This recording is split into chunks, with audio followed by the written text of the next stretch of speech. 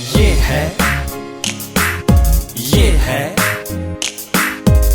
है rising city, ये है राइजिंग सिटी। नाम है इसका जोधपुर, जोधपुर, जोधपुर, जोधपुर। हर बात निराली यहाँ, लोग निराले यहाँ। हर बात निराली यहाँ, लोग निराले यहाँ।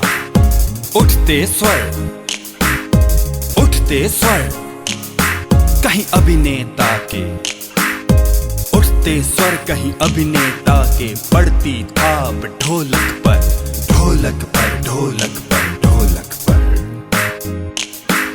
थिरकते पांव जब बिन घुंघरू के तू नाचता पूरा शहर, थिरकता पूरा शहर। बांसुरी की मीठी तान से, बांसुरी की मीठी तान से ज्यादा मीठी मुस्कान यहाँ की। कहती सबसे एक ही बात, एक ही बात। आवो आवो सा पधारो सा, घणे मान स्वागत। आओ सा पधारो सा, पधारो सा, पधारो सा, घणे मान स्वागत। ये है राइजिंग सिटी, ये है राइजिंग सिटी। आदाब दोस्तों, हेलो दोस्तों।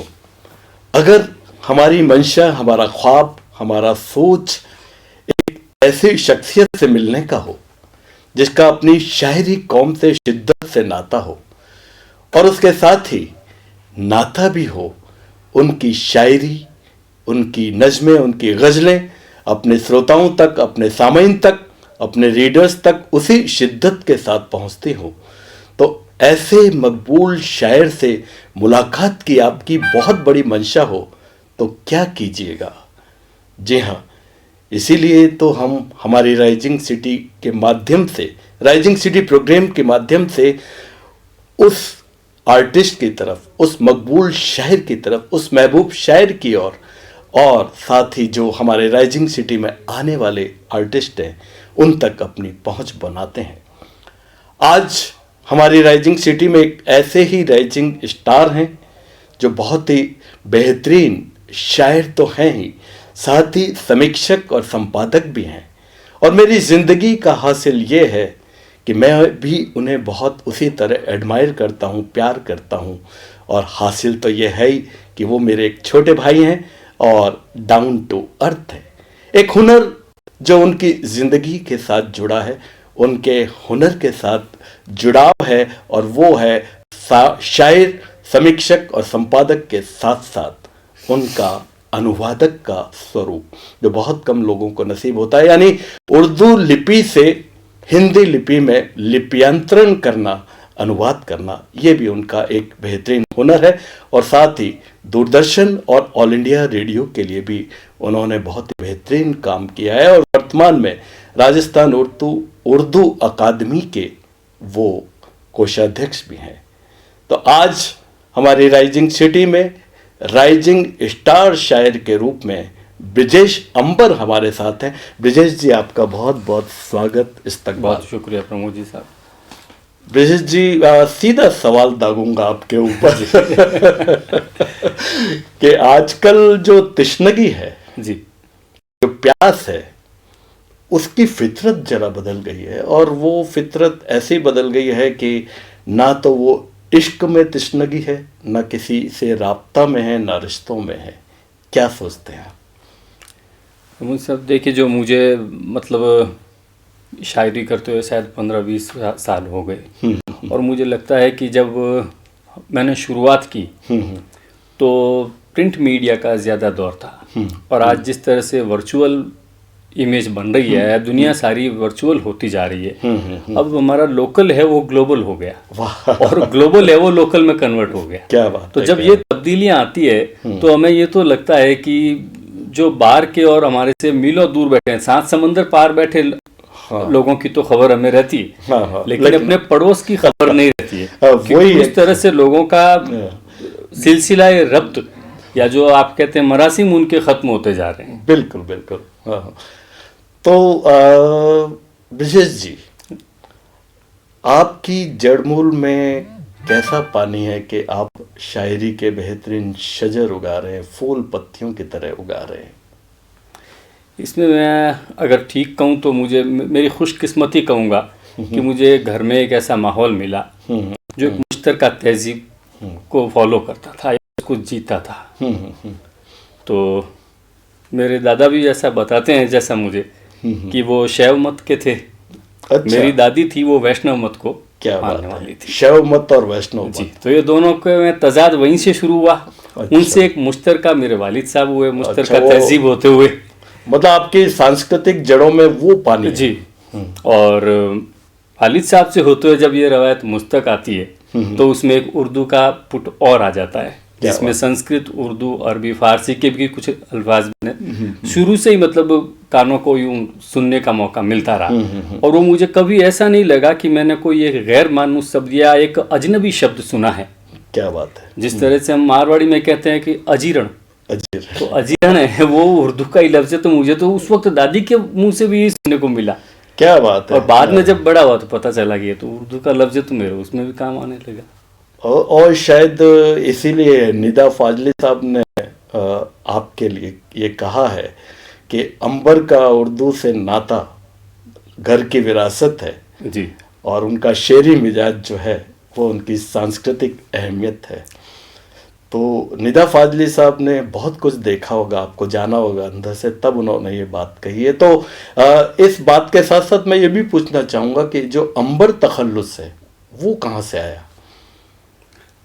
सर, अंबर में ये है कि जो उर्दू रस्मुल ख़त जानते हैं उनके लिए तो इस अंबर के माने हैं एक समुद्री घास होती है जिसके झाग से फ्रेग्रेंस होता है और सुगंधित होती है। जैसे मिर्जा दाग का एक मिसरा है कि वो अपनी जुल्फे मुअंबर संवारेंगे। क्या बात माने एक अपनी खुशबूदार जुल्फे हैं उसको संवारेंगे। तो अंबर के माने तो एक खुशबू का नाम है। क्या बात है। बिल्कुल नया हमें तो उसका अर्थ जानने को मिला है। हमारे लिए तो अंबर यानी वो आसमान वाला। लेकिन मुझे जो गैर उर्दू दां और जो मेरे हिंदी जानने वाले दोस्त हैं मेरे, वो मुझे अगर अंबर आकाश से लेते हैं तब भी उनकी मेहरबानी, उनकी नवाजिश है। तो दोनों तरह से ठीक है। यानी आप में खुशबू है और अंबर की तरह एक पहुंच भी है। ये उनका बड़ापन है। ब्रिजेश जी, आपकी पहली मुकम्मल शायरी या आपको लगा कि अब मैं शायर हो गया हूँ, या शायरी हो, गज़ल हो, नज्म हो, हम वो सुनना चाहेंगे सबसे पहले आपसे। अब मैं वो ठीक से ये तो नहीं बता सकता कि पहली शायद, लेकिन उसके आसपास जहाँ तक आपकी मेमोरी में हो। लेकिन एक आध कोई मतला है वो आप शायद उसके आसपास कर रहा हो जो उस वक्त किया हो। जरूर। जीना जीना चढ़ती धूप, क्या बात है। जीना जीना चढ़ती धूप, छत पर कब जा बैठी धूप। क्या बात है। किसका रास्ता तकती है, किसका रास्ता तकती है, दरवाजे पर बैठी धूप। क्या बात है। क्या किसका रास्ता तकती है, दरवाजे पर बैठी धूप। और देखा सूरज से छुटकर, देखा सूरज से छुटकर, भागी भागी फिरती धूप। क्या बात है। बहुत देखा सूरज से छुपकर, भागी भागी फिरती धूप। और बाबा ने मुझसे पूछा, छत पर कब आएगी धूप। क्या बात है। बाबा ने मुझसे पूछा, छत पर कब आएगी धूप। और मक्ता समात फरमाए कि अंबर सर चढ़ आई है, अंबर सर चढ़ आई है, चौराहे पर भटकी धूप। क्या बात है। अंबर सर चढ़ आई है, चौराहे पर भटकी धूप। जीना जीना चढ़ती धूप, छत पर कब जा बैठी धूप। क्या बात है। बहुत ये शायद मतलब मेरे इब्तिदाई दौर की रही हो।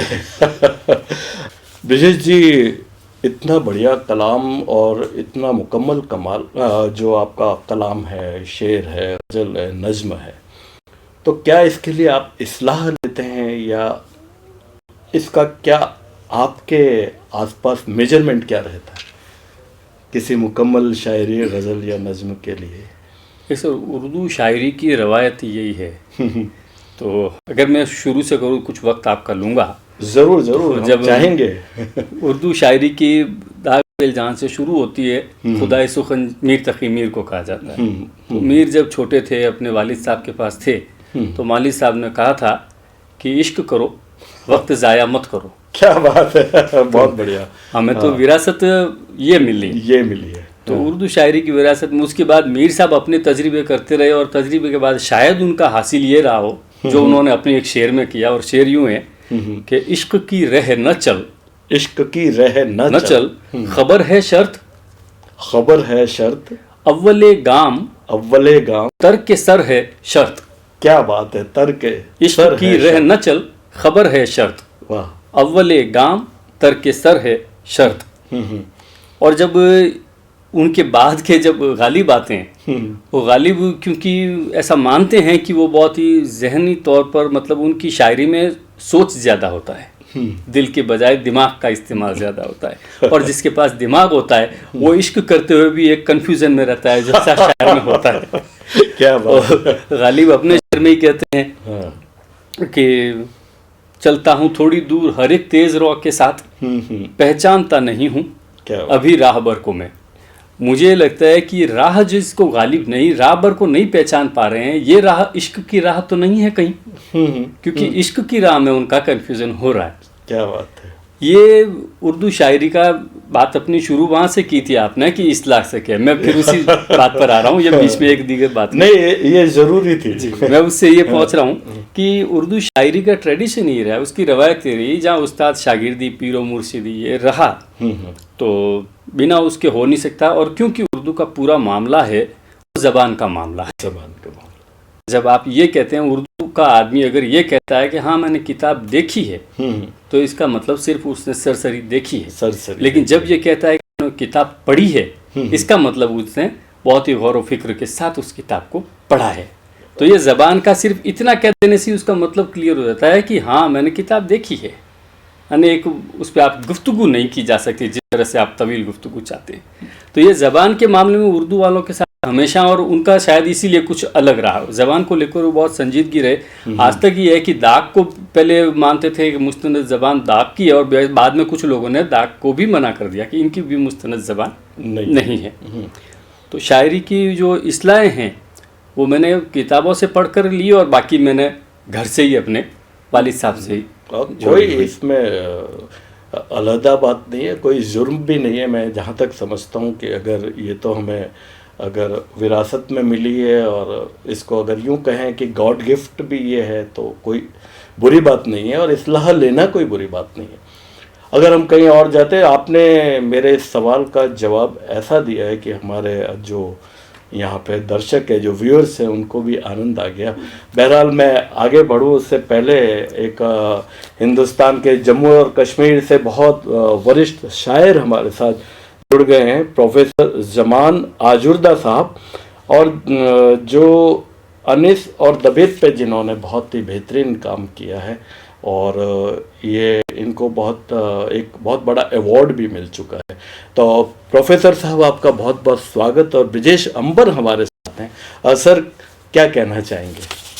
अजीज़ मुकर्रम ब्रिजेश अंबर असर हाजिर की एक ऐसी दिलफरेब मगर जदीद और ज़हीन तर आवाज़ है जो बैक वक्त माजी और मुस्तक़बिल दोनों का इहाता करती है। ये महज लफ्ज़ और आवाज़ नहीं बल्कि एक अलामत है जिसकी परतें खुलते खुलते खुलती हैं।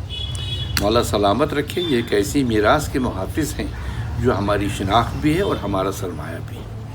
ये मतला देखिए, क्या कहूँ कब से ये हुनर आया, अपनी सूरत में वो नज़र आया। ये कोई मामूली ख्याल नहीं कि आदमी अपनी सूरत में दूसरों की सूरत, अपनी कैफियत में दूसरों की कैफियत, और अपने हाल में दूसरों के हाल का नज़ारा करे। ये एक तरफ निगाह की तरबियत और दूसरी तरफ जहन की वसअत का एहसास दिलाते हैं। दूसरों के दर्द को अपना दर्द और दूसरों की खुशी को अपनी मसरत मानने के लिए बड़ा कलेजा चाहिए। अपने महबूब को, अपनी मंजिल और अपने मकसद को अपने अंदर महसूस करना दूसरों का दस्त निगर होने से बचाए रखता है।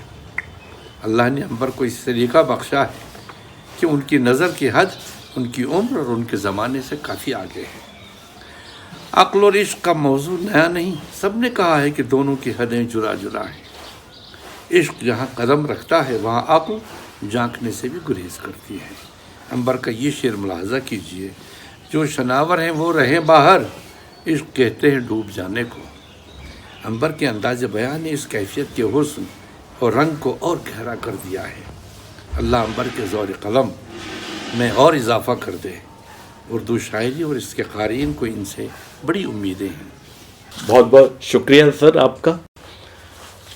ब्रिजेश जी, ये भी एक सवाल बनता ही है, आपके लिए हो सकता है छोटा सवाल हो, लेकिन हमारे व्यूअर्स के लिए और मेरे लिए भी, कि पहला मुकम्मल मुशायरा जब आपको लगा हो कि आज मैंने पहला मुशायरा पढ़ा है, क्या वो याद है आपको? या बहुत अच्छी तरह याद है साहब। गज़ल कौन सी थी इस सवाल का शायद मैं ठीक से जवाब नहीं दे सका। कोई बात नहीं, लेकिन मैंने मुशायरा पहला कब पढ़ा और कहाँ पढ़ा इसका बिल्कुल सही जवाब देता हूँ आपको। वालिद साहब सफ़र में गए हुए थे और मैंने उस वक्त नौकरी लगी थी मेरी। तो एडी राय साहब, मरहूम एडी राय साहब, जो मेरे बड़े करम फरमा थे और उनकी दुआओं के फैज़ से ही आज जो कुछ भी हैं, उर्दू के जोधपुर में उर्दू का माहौल बनाने में भी उनका बहुत बड़ा कोई सारी नहीं ताउन रहा। तो एडी राय साहब ने एक बार आए कि एक मीर की एक गज़ल का मिसरा है जिस पे तरह ही गज़ल है और मुशायरा हो रहा है, तो गज़ल कह दो। मैंने कहा साहब मैं गज़ल कहाँ कहूँगा कि नहीं कर दो। उनको ध्यान होगा कि ये बच्चा काम कर रहा है। जी, तो वालिद साहब थे नहीं, मैंने एक 5-7 शेर कह दिए और कर दिया। 2-4 रोज बाद वापस आए, ये क्या हुआ, हो गई? मैंने कहा साहब हो गई। तो फिर चलो मुशायरा पढ़ लेते हैं खांडा फलसा के आगे यतीम खाने के पास। मैंने कहा साहब मुशायरे तो मैं नहीं पढ़ूंगा। अरे हूँ मैं, तुम क्यों चिंता करते हो, चलो कोई फिक्र नहीं, चलो पढ़ो। और वहाँ पर मुझे मुशायरा उन्होंने पहला पढ़वा दिया और बिगड़ने का सिलसिला वहाँ से शुरू हुआ। अरे बिगड़ने का नहीं। ये था सर। ऐसा कहा जाता है कि गुस्सा भी है जो क्रिएटिव होता है जी, और गुस्सा अगर इसको दूसरे शब्दों में हम कहें तो निर्माण के लिए विध्वंस जरूरी है। लेकिन जो गुस्सा है उसको पता नहीं क्यों शायरी और कवियों के आसपास भी माना जाता है जी। आप क्या सोचते हैं इस बारे में? अब देखिए, गुस्सा है, मैं 2-3 फिर शेर के हवाले से, क्योंकि उर्दू में सनद के लिए शेर को बहुत जरूरी है और ये हमारा खुशकिस्मती है कि शेर के माध्यम से आप बता रहे जी। तो मैं आपको इसके लिए, एक तो ये है कि इंकलाब जिंदाबाद, इंकलाब जिंदाबाद, ये भी एक उसका इजहार का तरीका है। और दूसरा तरीका अगर मैं फैज़ साहब के लफ्ज़ों में कहूँ या उनके शेर के हवाले से कहूँ तो वो बात, उनका शेर ये है, वो बात सारे फसाने में जिसका जिक्र न था, सारे फसाने में जिसका जिक्र न था, वो बात उनको बहुत नागवार गुजरी है। क्या बात है। तो एहतिजाज करने का, प्रोटेस्ट करने का एक तरीका ये भी है जो कि उर्दू शायरी का मिजाज है कि वो जो बात कहनी है वो एक आदमी को कहनी है तो दूसरे आदमी के हवाले से उसके पास पहुंचाएगी। तो फैज़ ने जो कहा कि वो बात सारे फसाने में जिसका जिक्र न था, वो बात उनको बहुत नागवार गुजरी है। और उसके बाद निदा फाजली साहब के यहाँ आता हूँ तो वो कहते हैं कि हर एक घर में दिया भी जले अनाज भी हो, अगर नहीं हो, अगर जहाँ नहीं हो कहीं ऐसा एहतिजाज भी हो। तो एहतिजाज का ये तरीका भी एक और है। ये कभी हमारे बिल्कुल नए दोस्त हैं, मतलब नए शायर हैं, दोस्त तो पुराने हैं, नए दोस्त हैं, नए शायर हैं। उनका एक शेर और देख के बगावत का जो तरीका है और उनका इजहार क्या है वो देखिए, बयान की खूबी कि हरे मौसम में सूखा जा रहा है, हरे मौसम में सूखा जा रहा है, क्या बात है। बगावत है ये जंगल से शजर की, बगाओ, क्या बात। ये इजहार का ये तरीका, ये पूरी उर्दू शायरी जो वहां से शुरू होती है, क्या वो है। आज की तारीख में बदलते बदलते जब आप माबाद जदीद दौर में आते हैं, पोस्ट मॉडर्निटी में आ जाते हैं हम 21वीं सदी में, तो उसका लहजा किस तरह से बदल जाता है। आज वो एहतिजाज भी कर रहा है, इजहार भी कर रहा है, लेकिन उसका तरीका ये, तरीका कार उसका ये है कि हरे मौसम में सूखा जा रहा है, वाह, बगावत है ये जंगल से शजर की। और कभी कभी उसका विस्तार बहुत दूर तक कर देते हैं, ऐसा लगता है कि प्यास बुझना तो बहुत दूर की बात है, अभी हलक पे एक बूंद भी नहीं गई है। ये जो गुस्सा है जी, वो लगातार हमें कई लोगों की शायरी में, कविताओं में, रचनाओं में देखने को मिलता है। जी सर। और एक सवाल, तो मैं इस सिलसिले को आगे बढ़ाऊंगा, लेकिन एक सवाल तो बनता ही है। हाँ सर। कभी कभी क्या होता है कि हम विरासत में जो पाते हैं वो सौभाग्य भी होता है, लेकिन वो कभी कभी, मैं अड़चन तो नहीं कहूँगा, लेकिन ऐसा लगता है कि हमारे वजूद पे डोमिनेंट हो रहा है। हो सकता है मैं ये भी गलत शब्दों का उपयोग करूँ। मैं एक एग्जांपल देना चाहूँगा जी। कि आप समझ गए होंगे मेरा सवाल भी, कि ये एक अमिताभ बच्चन की जो एक्टिंग या उनके व्यक्तित्व का जो एक पूरा का पूरा एक जियांट हमारी सोसाइटी के सामने है, सदी के महानायक और फला फला, वो सारा का जो पर्सनैलिटी है वो कहीं ना कहीं सप्रेस्ड कर देती है अभिषेक बच्चन को। तो आप समझ गए होंगे मेरा सवाल। तो वो जो कठिनाई आपके रास्ते में आती है आगे बढ़ने में, वो आपको और क्रिएटिव बनाती है और अच्छा करने को, या कहीं ना कहीं आपको कभी कभी ऐसा लगता है कि ये क्या हो रहा है? आपने अमिताभ जी और अभिषेक बच्चन जी के हवाले से बात की, तो मैं भी उन्हीं के हवाले से पहले शुरू करता हूँ कि एक इंटरव्यू में सरोज खान साहिबा ने, जब उनसे पूछा गया कि वो जो कजरारे कजरारे गाने थे कि उस गीत के लिए क्या था, तो उन्होंने कहा कि उसमें सबसे अच्छा डांस अभिषेक बच्चन जी का था। मैं उनको कॉम्प्लीमेंट दूंगा। तो उनसे पूछा गया ये कैसे, कि जब अमिताभ बच्चन जैसे सुपरस्टार और ऐश्वर्या रॉय जैसी खूबसूरती के साथ अगर एक आदमी इतने अच्छे तरीके से परफॉर्म कर लेता है जिसमें उसकी मौजूदगी दर्ज हो जाए, तो ये बहुत बड़ा काम है। मतलब उसने 200% एफर्ट किया है, तब वो यहाँ तक पहुँचा है। और शायरी का मामला कहीं पर भी हो, शायरी में तो है ही यही अदब, बल्कि मैं शायरी भी क्यों कहूँ, मैं कहूँ अदब में अगर आपको कहीं भी किसी को भी रहना है तो उसकी इनफरादियत, उसकी इंडिविजुअलिटी होना ज़रूरी है। और उसमें मुझे लगता है कि सहज होना सबसे ठीक है, क्योंकि आदमी का एक आइडियल हमेशा होता है, उसके बिना वो फाइन आर्ट्स कोई भी हो, फनून लतीफ़ा में नहीं जा सकता। तो आइडियल तो होता ही है, अब उसको तोड़ना या छोड़ना मुश्किल होता है। तो मुझे लगता है कि इसमें सहजता ही सबसे ठीक है कि आप अपने सहज बने ये रहें। जवाब नहीं है, बल्कि आपके ऐसा लगता है जवाब एक गजल के जवाब नहीं है, गजल बन गया, संपूर्णता इसमें आ गई है। आपने इतनी खूबसूरती से जो जवाब दिया है वो वाकई लाजवाब है। और ये तो हमें पूरा शुरू से भरोसा है, बींगे चूँकि आप मेरे छोटे भाई भी हैं, तो एक मेरा आपसे मोह भी है। लेकिन मैं आपकी शख्सियत को शुरू से देख रहा हूँ, आपने कभी भी सप्रेस्ड नहीं होने दिया और अपने काम को बखूबी अपने तरीके से भी किया है। तो ये एक बहुत बड़ी बात है। लेकिन इसके साथ एक सवाल, कभी कभी हम क्या है कि कुछ जो अल्फाज होते हैं रचनाओं में, उर्दू शायरी में, है ना, वो अल्फाज जो होते हैं मासूमियत में वक्त के साथ साथ ऐसा लगता है कि उस समय वो मैच्योरिटी नहीं थी, उसमें वो नहीं था, और हम अपने उन अल्फाजों को वापस मन ही मन एनालिसिस करते हैं। ये जो चीज़ होती है जब हम और मुकम्मल आगे बढ़ते जाते हैं, तो वो पुरानी बात और आज की बात, उसमें ऐसा भी कभी कभी सीन आता है सामने, एज ए रचनाकार, एज ए शायर, या आपके एज ए क्रिएशन के बीच।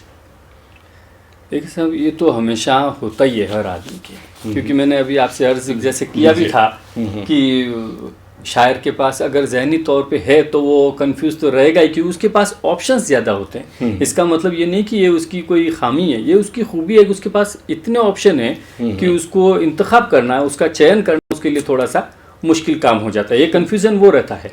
ऐसा नहीं है कि गालिब के पास कन्फ्यूज़न माने उसके पास चीज़ें नहीं थी, उसके पास बहुत से ऑप्शन थे कि उसकी सोच इतनी ज़्यादा थी, इतनी कुशादा ज़हनी थी उसकी, तो उसमें उसको ठीक से करना कि मैं इसी पे करूं। हाँ, वो कन्फ्यूजन का मतलब नेगेटिविटी नहीं, क्रिएटिविटी। तो उसके पास जब इतने लफ्ज होंगे, और शायर का अगर शाब्दिक अर्थ दिया जाए तो वो जानने वाले से ही है,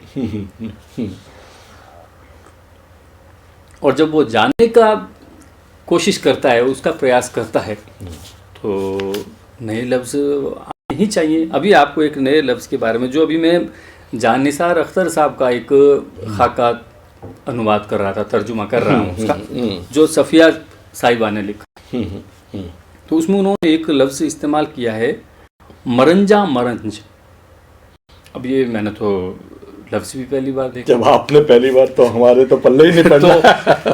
तो मुझे भी बहुत हैरत हुई जब इसका मतलब देखा। तो उसका मतलब ये था कि उन्होंने ये कहा, सफ़िया साहिबा ने, कि जानिसार अख्तर साहब, माफ़ कीजिए, जानिसार अख्तर साहब मरंजा मरंज आदत के 22, ये उनका सेंटेंस का एक टुकड़ा था। तो मरंजा मरंज का माने ये हुआ कि जो खुद दुखी नहीं और दूसरों को भी दुख न दे। कितना गहरा अर्थ। अब इसके एक इतने से में उसने कर दिया। ये लफ्ज़ आज मुझे लगा, ये नहीं कि बाकी लोग नहीं जानोगे, लेकिन मैं नहीं जाना हूँ। तो उसकी वजह ये है कि लफ्ज़ तो वही है, लोगों की उससे मानूसियत कम हो गई है। मानूसियत कम है, और दूसरा क्या है, थोड़ा सा रीडिंग हैबिट भी कम हो गई। हम पढ़ते कम है जी, और चीज़ों को एनालिसिस, क्रिएटिविटी जहाँ भी है, ज़रूरी नहीं कि शायर और इनके बीच में जो स्टेज आर्टिस्ट भी होते हैं, रंगमंच से भी जुड़े होते हैं, वहाँ भी हम देखते हैं कि लोगों की रीडिंग हैबिट कम हो रही है, और उसका अपना एक्सपीरियंस नहीं है सर। ऐसे एक तजर्बा है जो मैंने आपको देखते हुए एक तजर्बा लिया। मैंने एक पिक्चर देख के आया और उसके बाद आते ही एक शेर हुआ, मैंने शेर कह दिया। ये तजर्बा है, अच्छा तजर्बा, लेकिन ये क्रिएटिव एक्सपीरियंस, तख्लीकी तजर्बा कब बनेगा? जब इसको मैं आत्मसात इंतजाब कर लूँगा और उसके बाद कोई चीज़ आएगी तो वो मेरा एक्सपीरियंस हो सकता है।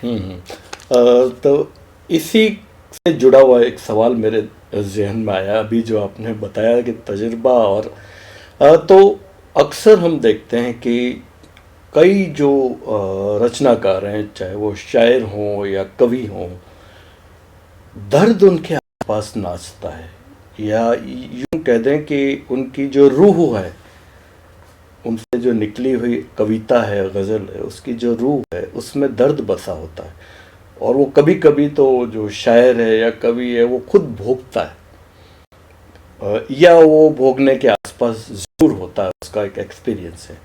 वो क्या है हमारी क्रिएटिविटी में, उसका क्या भूमिका है? मैं आपको फिर एक बार अमीर मिनाई साहब की तरफ ले जाता हूँ, जो शायरी की बुनियाद जहाँ से मुझे लगता है, शायरी की बुनियाद यूँ तो खुदाई सुकन से मान रहे, लेकिन एक उसका जो दर्द की बात जो आप शिद्दत कह रहे हैं, उसकी बुनियाद ये है कि खंजर चले कहीं पे तड़पते हैं हम अमीर, सारे खंजर चले कहीं पे तड़पते हैं हम अमीर, खंजर चले किसी पे तड़पते हैं हम अमीर, सारे जहाँ का दर्द हमारे जिगर में है। क्या बात। तो ये शायर जो है वो उसको दूसरे के दर्द को महसूस करके उसको अपना दर्द बनाता है। यानी मैं ये कहूँ कि समष्टि से व्यष्टि की तरफ जा रहा है। बहुत बढ़िया। वो अपने दर्द को एक दुनिया का दर्द बना रहा है, आप बीती को जग बीती बनाने का प्रोसेस करता है, और व्यष्टि से समष्टि भी बना देता है। जी, वो तो होना ही है क्योंकि कर ही दिया हम लोगों ने इस तरह से। तो उस प्रोसेस में वो ये करता है कि उसके दर्द को अपने यहाँ से महसूस करता है, और ये लगता है कि उसका जो सामने वाले का दर्द है वही है। खाकसार का एक शेर आपके नजर करता हूँ इस सिलसिले में कि कांच के टुकड़ों पे चलने वाला कोई और है, कांच के टुकड़ों पे चलने वाला कोई और है, खून नजर आता है क्यों मुझको मेरे किरदार का। अरे वाह। कांच के टुकड़ों पे चलने वाला कोई और है, खून नजर आता है क्यों मुझको मेरे किरदार का। तो ये शायर है, वो सामने वाले के दर्द को अपना दर्द मान के उसका इजहार करने की कोशिश करता है। और कई बार जब कविता, गज़ल या हमारे व्यूअर्स के सामने आती है या रीडर्स के सामने आती है, हमारे आसपास लोग उसे पढ़ते हैं या सुनते हैं, तो शायर या कवि आरोपित भी हो जाता है जी कि ये तुम्हारे साथ कब हुआ। अब मान लो वो इश्क में चोट की बात करता है, या सोसाइटी में कोई और दर्द की बात करता है, खंजर की बात करता है, तो वो हमेशा एक इंडिविजुअल अनुभव से जोड़ देते हैं उस कविता और शायर को। ये इस बात की मुझे और आपको भी कोफ्त होती ही होगी, ये मैंने कई लोगों, ये क्या चीज़ है, हम क्यों उसी का व्यक्तिगत वो हिस्सा मान लेते हैं। शाहिर साहब ने जब ताजमहल नज्म कही, उससे पहले उन्होंने ताजमहल को नहीं देखा था। हाँ ये उनका खुद का बयान है। हाँ तो उसके लिए अगर ताजमहल पे एक खूबसूरत नज्म लिखने के लिए ताजमहल का देखना ज़रूरी नहीं है। जन्नत देखने के लिए आदमी का मरना ज़रूरी नहीं है। शायर तो यही जन्नत देखता बहुत है। खूबसूरत और गालिब तो ये कहते हैं, क्यों न दोज़ख को भी जन्नत में मिला ले यारब। वाह, नर्क को भी स्वर्ग में मिला ले। मिसरा कोई बात गलत नहीं, कर रहा हूं। लेकिन मैं आपकी भावना समझ गया। लेकिन उसका ये है कि जब वो तो उसको भी अपने उसमें मिला लेगा, शहर के वास्ते थोड़ी सी फजा और सही। मैं जो कई बार जिन आरोपों से मैं भी गुजरा हूँ, आपके माध्यम से मैं वो जवाब दे रहा हूँ। क्यों न फिरदौस में दोज़ख को, ये मैं चूक रहा हूँ। कोई बात नहीं, कोई बात नहीं। अब आपकी कोई और एक हम चाहेंगे कोई गजल या नज्म या जो आप सुनाना चाहें। तो फिर मैं गजल ही हाजिर करता हूँ आपकी खिदमत में। हाँ। एक मतलब हाजिर करता हूँ। गजल का मतलब है, ये खामोश रह के भी बात करता है, खामोश रह के भी बात करता है, खामोश रह के भी बात करता है, बात करता, खामोश रह के भी लगता है बात करता है, खामोश रह के भी लगता है बात करता है। वो शेर बदन जो गजल सरापा है। क्या बात है। खामोश रह के भी लगता है बात करता है, वो शेर बदन जो गजल सरापा है। और शेर देखिए कि बचा के रखोगे कब तक तुम अपने साए को। क्या बात है। बचा के रखोगे कब तक तुम अपने साए को, ये शहर सदियों से साया चुराने वाला है। लाजवाब। बचा के रखोगे कब तक तुम अपने साए को, ये शहर सदियों से साया चुराने वाला है। और एक शेर और देखिए कि यूं ही खरोंचते जाओ स्याही की दीवार। वाह, जो आपने विरोध दर्ज करने का उसकी नजर करता हूँ कि यूं ही खरोंचते जाओ स्याही की दीवार, यहीं से सुबह का रास्ता कोई निकलना है। यूं ही खरोंचते जाओ स्याही की दीवार, यहीं से सुबह का रास्ता कोई निकलना है। खामोश रह के भी लगता है बात करता है। और ये एक शेर देखिए कि अभी जो वबा हुई कोरोना जिसका आपने जिक्र किया, उसके हवाले से देखिए कि किसी के पास अब देने को कुछ बचा ही नहीं। क्या बोलते, किसी के पास अब देने को कुछ बचा ही नहीं, मगर ये शहर के दस्ते तमाशा फैला है। वाह वाह। मगर ये शहर के दस्ते तमाशा फैला है। और आखिरी शेर देखिए कि निकलती जाती है हाथों से उम्र की डोरी। क्या बात है। निकलती जाती है हाथों से उम्र की डोरी, वो यूं ही सांस की चरखी संभाले बैठा है। निकलती जाती है हाथों से उम्र की डोरी, वो यूं ही सांस की चरखी संभाले बैठा है। खामोश रह के भी लगता है बात करता है, वो शेर बदन जो गजल सरापा है। आज हमारे राइजिंग सिटी के जो दर्शक हैं वो तो इतना इस रस लेते हैं कि क्या बात है। और उनको बहुत जो शेर उर्दू की जो पर्टिकुलर बात करें तो शेर और गजल के प्रति लोगों में जज्बा बहुत है। लेकिन कभी कभी उस हो सकता है कि मायने, कई ऐसे अल्फाज होते हैं जिनके मायने थोड़े से डिस्टर्ब मानी निकाल तो नहीं कह सकता, लेकिन डिस्टर्ब जरूर हो जाता है। और कई जगह जो बिना रेफरेंस के शेर को रेफरेंस बना के काम ले लिया जाता है। अब मैं इसमें अर्ज करना चाहूंगा कि उर्दू शायरी की कोटे भी लिए, वो उसकी खूबी भी है और उसकी खामी भी है। बहुत जबरदस्त। उसी ने उसको, अगर मैं जो सुनाई बातें उस्ताद की मैं उसी को बयान कर रहा हूँ, मैं कोई नई बात नहीं कर रहा, लेकिन जो पोर्टेबिलिटी है, जो उसके उद्धरण की क्षमता है, उससे उसका फायदा भी हुआ और फायदे से ज्यादा उसका नुकसान होता है। क्योंकि एक जो हमारी सांस्कृतिक मर्यादा है वो उसका कहीं ना कहीं हनन होता है, दुरुपयोग हो रहा है। और जिस तरह से आज हर जगह पर आप देख लीजिए कि शायरी भरी पड़ी है, तो संजीदा शायरी, वही आप जो कह रहे हैं गलत कोटेशन के रूप में या गलत जगह पे जो बात नहीं कहनी चाहिए वो कह दी जाती है। उर्दू जबकि उर्दू का मिजाज ये है कि वो बात मेरा दिल में दुखे ना, हाँ। वो इस तरह के तरीक़ाकार को मानती है। देखिए, आपके जो शख्सियत है उस पे एक दूरदर्शन के पूर्व निदेशक हैं और बहुत वरिष्ठ कवि भी हैं और बहुत ही उम्दा शायर भी हैं, लीलाधर मंडलोई साहब हमसे जुड़ गए हैं। लीलाधर साहब, आपको बहुत बहुत स्वागत है। और ब्रजेश अंबर जी के बारे में क्या कहना चाहेंगे सर? नमस्कार। अंबर निज़ाम मेरे प्रिय युवा शायरों में शामिल हैं। मैं उनकी नज़में और गज़लें पढ़ता रहा हूँ। उसमें मुझे एक समाजी रोशनी दिखाई देती है और उनका जो लहजा है, जितने युवा कवियों को मैंने सुना या पढ़ा है उनसे बिल्कुल अलग दिखाई देता है। हिंदी और उर्दू का जो दुआब और उसकी जो रवायत है, मुझे लगता है कि वे उसकी एक कड़ी के रूप में उभर रहे हैं। उनकी कविताओं में अगर हम बहुत ध्यान से देखें तो जो उर्दू शायरी की रवायत है, उसका जो हुस्न है,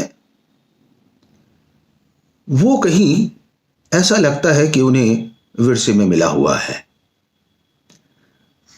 वो अपने सब्जेक्ट और ऑब्जेक्ट की जुगलबंदी में बिल्कुल नए ढंग से गज़लें कहते हैं। उनकी कविताओं में जो ज़मीनी यथार्थ है वो खुलकर आता है। कविताएं उनकी लाउड नहीं है, वो लगभग निरुद्वेग तरीके से, शांत तरीके से अपने बहाव में चलती हैं। जैसे एक नदी जब अपने उद्गम से बहती है तो रास्तों में जो चीज़ें उसके पानी में शामिल होती हैं,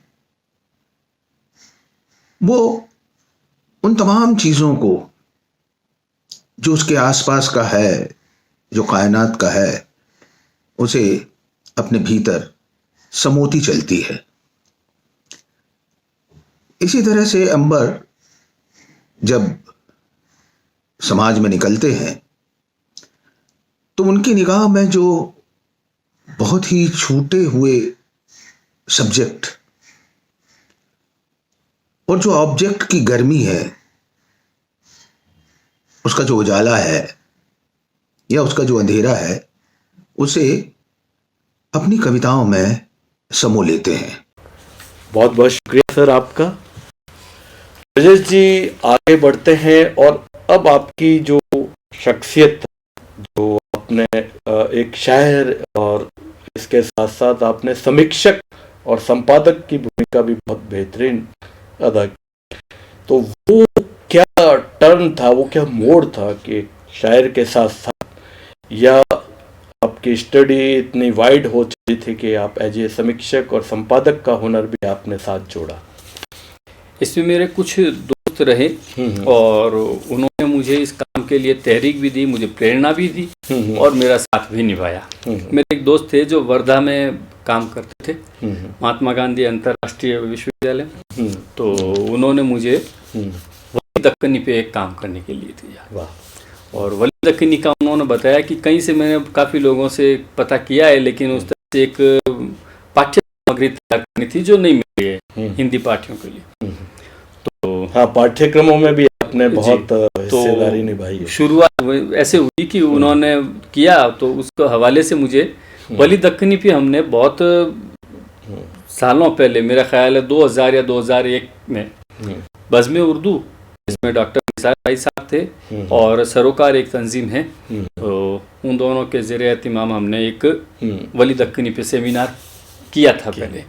लेकिन वर्धा वाले काम के लिए मुझे वली दक्कनी को फिर से पढ़ने की ज़रूरत महसूस हुई और उसको पढ़ते हुए मुझे लगा कि कुछ जो पुराने रह गए हैं साथीज़ाए कराम, उनके कलाम को भी नए सिरे से या नई तरह से एक अपनी दृष्टि से देखना चाहना चाहिए।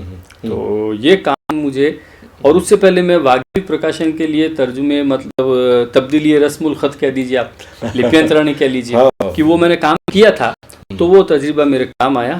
और वाग्देवी से ही पहला इतने बड़े बड़े जो वर्ल्ड के रिनाउंड राइटर्स हैं, शायर हैं, या जिनका एक नाम अपने आप में एक इंस्टीट्यूशन है, उनका लिप्यंतरण भी आपने किया है जी। ये जो खूबी है ये बहुत कम लोगों के पास है। इसके लिए भी मैं उनका ही शुक्रिया अदा करूंगा। एक तो उन लोगों की मोहब्बत मेरे लिए इतनी थी, उनकी दुआएं इतनी रही मुझ पर, और भरोसा उनका इतना रहा, मैं पता नहीं उसके काबिल इतना रहा कि नहीं रहा, लेकिन उन्होंने इतना भरोसा किया। ये भरोसा ही आपकी काबिलियत है। जी। तो वाग्देवी वालों ने भी बहुत भरोसा किया। शुरुआत में उन्होंने ही मुझे काम दिया। मुझे लगा कि इसके बहाने से मैं हर्फ ब हर्फ किताब को पढ़ूंगा, उस किताब को। तो उसमें मैंने वजीर आगा साहब पाकिस्तान के शायर हैं, और मोहम्मद अलवी साहब, निदा फाजली साहब, मखमूर सईदी साहब, इन सब का कलाम लिप्यंतरण करने के साथ साथ एक तरह से उसको अपने अंदर ही एडिट करने का भी ख्याल आया। पढ़ना तो मैं समझता हूँ कि बेसिक उसकी क्वालिफिकेशन, बिना पढ़े तो उसकी जो रूह में उतरना बड़ा मुश्किल है। अगर नई शायरी के हवाले से कहूँ तो फिराक गोरखपुरी बड़े शायर रहे हैं, और फिराक साहब का यही था कि जो भी हाथ लग जाए उसको पढ़ो। अच्छा शायर बनने के लिए यही जरूरी है, और कुछ भी जरूरी है। कि बढ़िया बात है, बहुत बढ़िया। मुझे भी एक बहुत बड़े जो पोइट रहे हैं तारादत्त निर्विरोध साहब ने, उन्होंने यही कहा था कि आप छोटे बड़े किसी भी अखबार मैगजीन का मत सोचो, सबके लिए लिखो और सबके लिए पढ़ो, खूब पढ़ो। तो मैं उसी रेफरेंस में आ रहा हूँ कि एज ए ब्रिजेश अंबर, आपका जो एक व्यक्तित्व है वो एक कोऑपरेटिव बैंक में जनरल मैनेजर भी हैं आप अपने प्रोफेशन वाइज जी। मैं शायद सही बोल रहा हूँ जी। और साथ ही इतने सारे काम आपके आसपास हैं लिप्यंतरण के, फिर अपने रचनाकार को भी जिंदा रखते हुए काम करना, ये सारे। तो वो ब्रिजेश अंबर 24 घंटे में से अपने लिए ये वक्त कब निकाल पाते हैं? सब नासिर काज़मी कहते थे कि शायर है वो एक फुल टाइम जॉब है। तो आप कहीं पर भी हैं, शायर तो हर जगह पर हैं। तो बाकी सारे काम तो करने ही पड़ते हैं और होना ही है, लेकिन उसके साथ एक शायरी का काम भी चलता रहता है। और शायरी उसके साथ साथ पढ़ना भी जरूरी है। शायरी के साथ तो पढ़ना जरूरी है। मुझे दूसरे काम शायद आते भी नहीं होंगे। नहीं, ये तो आपका बड़प्पन है। तो जिस काम में आप हाथ डालते हो उसमें बहुत ही आप पारंगत हैं। एक जो सवाल मैं कई लोगों से भी पूछ चुका हूँ कि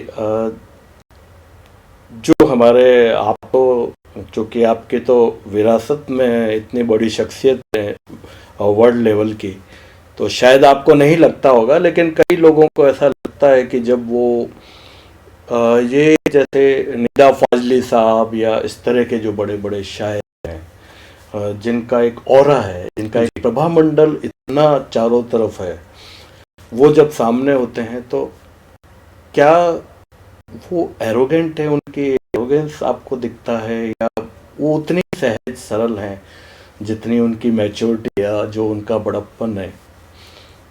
मुझे तो उन लोगों, जितने लोगों को मैंने नज़दीक से देखा, मुझे तो उनमें मासूमियत नजर आई।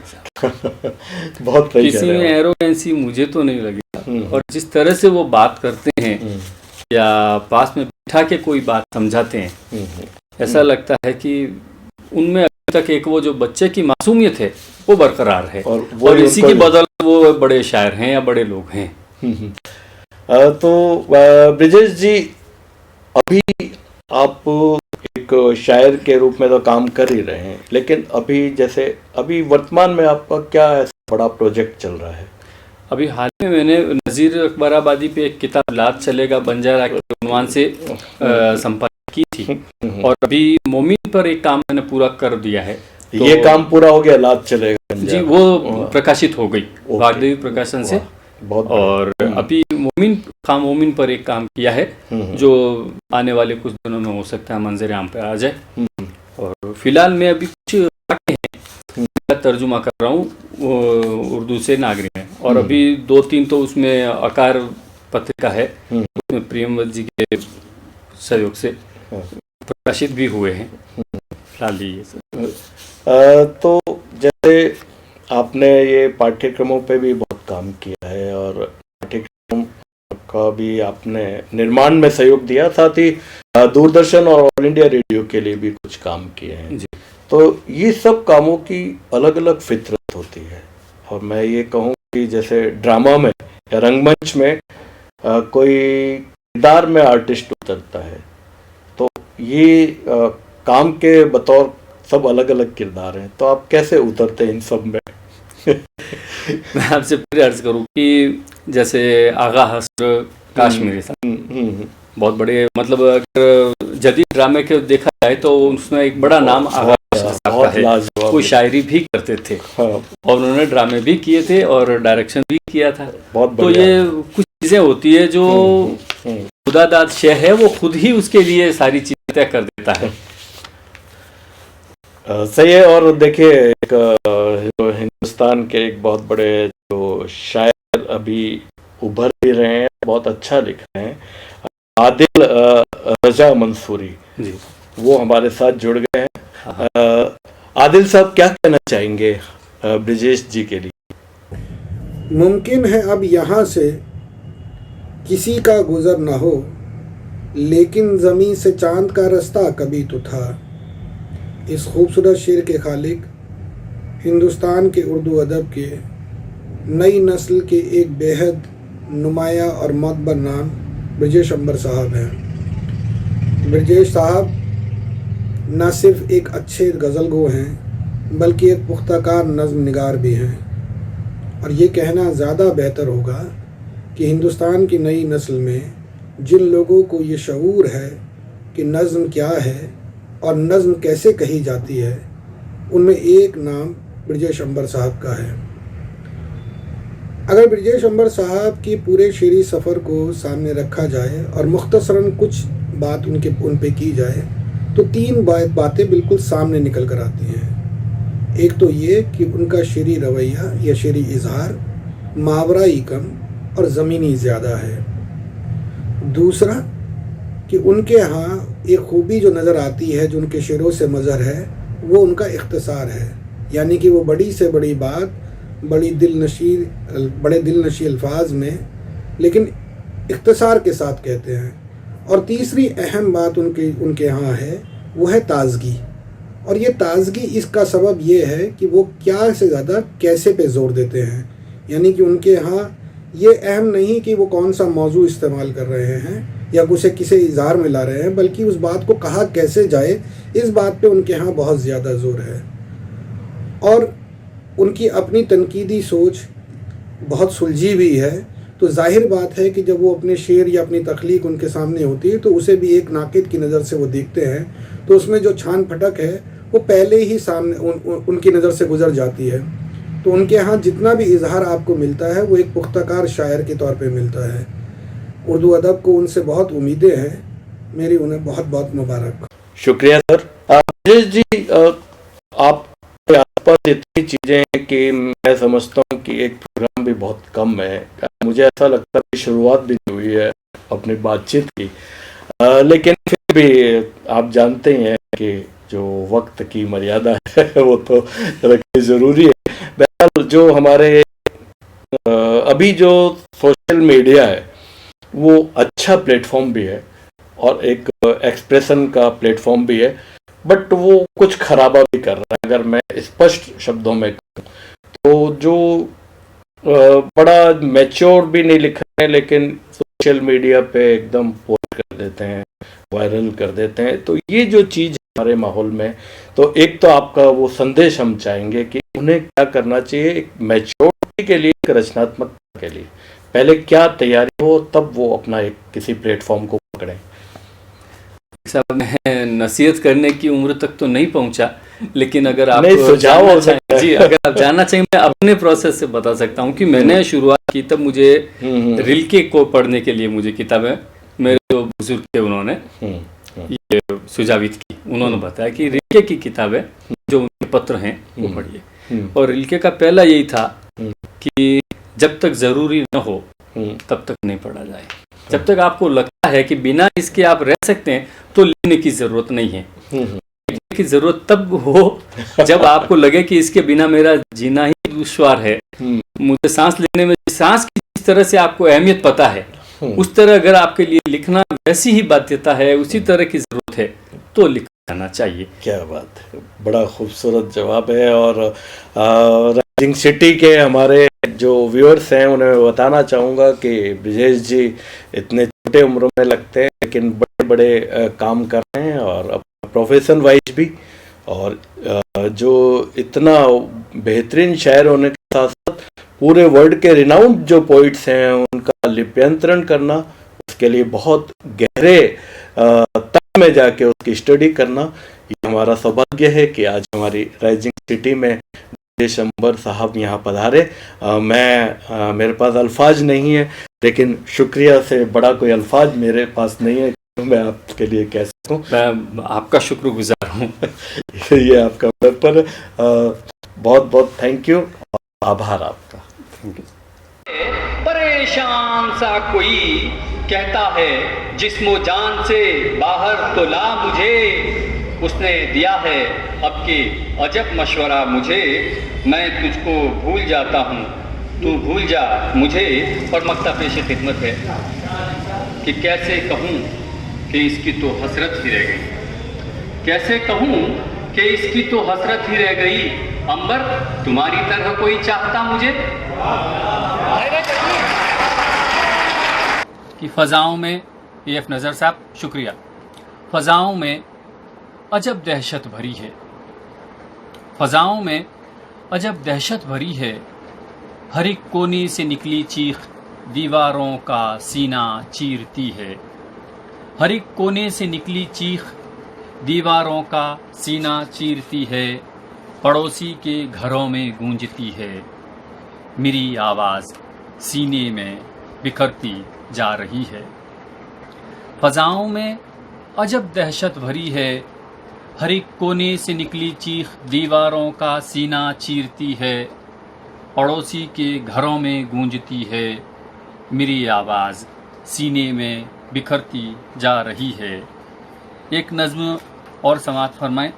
अरशद अब्दुल हमीद साहब हैं तो उनकी खिदमत में उन्वान है, किसी की याद में कब कौन अपनी उम्र खोता है, यहाँ कोई नहीं है, यहाँ कोई नहीं है, बयाबानों में भी आबादियाँ ही गश्त करती हैं, समंदर सी थपेड़े मारती मौजों के फेरे हैं, ज़मीं को हर तरफ से सिर्फ जलती रेत घेरे है, यहाँ कोई नहीं है, बयाबानों में भी आबादियाँ ही गश्त करती हैं, समंदर सी थपेड़े मारती मौजों के फेरे हैं, ज़मीं को हर तरफ से सिर्फ जलती रेत घेरे है, नमी अब नाम को मिलती कहाँ है इन फ़ज़ाओं में, नमी अब नाम को मिलती कहाँ है इन फ़ज़ाओं में, हवा के होंठ सूखे हैं, हवा के होंठ सूखे हैं, अकेला ऊँट अपनी दाढ़ की खुजली मिटाता है, किसी की याद में कब कौन अपनी उम्र खोता है, किसी की याद में कब कौन अपनी उम्र खोता है। आप सब हजरात का बहुत शुक्रिया। और एक नज़्म और समाअत फरमाएं, लोग और जुड़ें तब तक नज़्मों का एक दौर हो जाए। उन्वान है ख्वाब के ख्वाब में। दिन की दहलीज पर टनटनाती रहीं फ़ोन की घंटियाँ, दिन की दहलीज पर टनटनाती रहीं फ़ोन की घंटियाँ, जिनको मैंने सुना अनसुना कर दिया, दिन की दहलीज पर टनटनाती रहीं फ़ोन की घंटियाँ, जिनको मैंने सुना अनसुना कर दिया, सुरमई शाम को उजले ख्वाबों में मलबूस कोई तो था जो जगाने लगा। मान स्वागत, आओ सा पधारो सा पधारो सा पधारो सा, घणे मान स्वागत। ये है राइजिंग सिटी, ये है राइजिंग सिटी।